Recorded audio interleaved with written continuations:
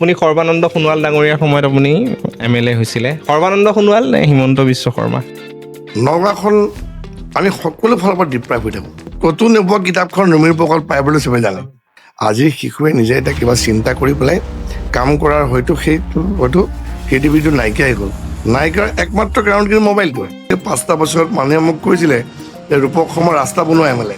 এনেকুৱা কিবা কাম আছে নেকি যোনটো আপুনি কৰিম বুলি সপোন লৈ আছিলে কিন্তু আপুনি বিফল হ'ল, নোৱাৰিলে? নগাঁও কলেজক আপগ্ৰেডেশ্যন কৰিছে, কিন্তু তাতেতো ইউনিভাৰ্চিটি নহয়। ইউনিভাৰ্চিটিৰ জেগাটো কাৰণে বহুত কম। আমি 100 বিঘা মাটি দিয়াৰ পৰিকল্পনা কৰিছোঁ। ক'ত হ'ব এইটো? আপোনালোকে কেতিয়াবা ভাবেনে যে আপোনালোকে এইমছখন ধৰি ৰাখিব নোৱাৰিলে আপোনালোক বিফল হ'ল? হয়, আপুনি কওক যে এখন এয়াৰপৰ্ট লাগে। নাই, আমাক এইমছো লাগে। নগাঁৱত ইমান আমাৰ চিফ মিনিষ্টাৰ থাকিলে, বহুত ডাঙৰ নগাঁৱৰ লিডাৰ আছিলে। ৰাজেন গোহাঁই ডাঙৰীয়া আছিলে, বা আপোনালোকো বৰ্তমান বা পীযুষ হাজৰিকা ডাঙৰীয়া আছে। চ' তেনেকুৱা ইমান ডাঙৰ লিডাৰ, প্ৰভাৱশালী লিডাৰ থকাৰ পিছতো কিন্তু নগাঁওখন সেই যোৰহাটৰ লগত ফেৰ মাৰিব পৰা কিন্তু আজিও হোৱা নাই। সেই সময়ত জুবিনে কৈছে তই এতিয়া ৰাজনীতি যাবৰ কাৰণেতো সময় হোৱা নাই, কাৰণ সেই মৃত্যুৰ প্ৰায় 10-15 দিন আগতে মোক এদিন ৰাতি ফোনো কৰিছিলে।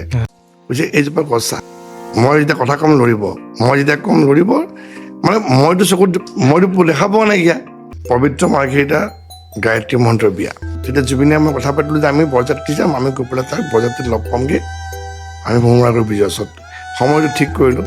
আৰু মই ওলাই মেলি বহি আছোঁ, জুবিন আহিব, একেলগে যাম। চ' আপুনি কেনেকৈ মটিভেট হৈছিলে জুবিন গাৰ্গৰ পৰা? মানে আপোনাৰ এই গোটেই কেৰিয়াৰটোত জুবিন গাৰ্গৰ হয়তো নিশ্চয় অৱদান আছে।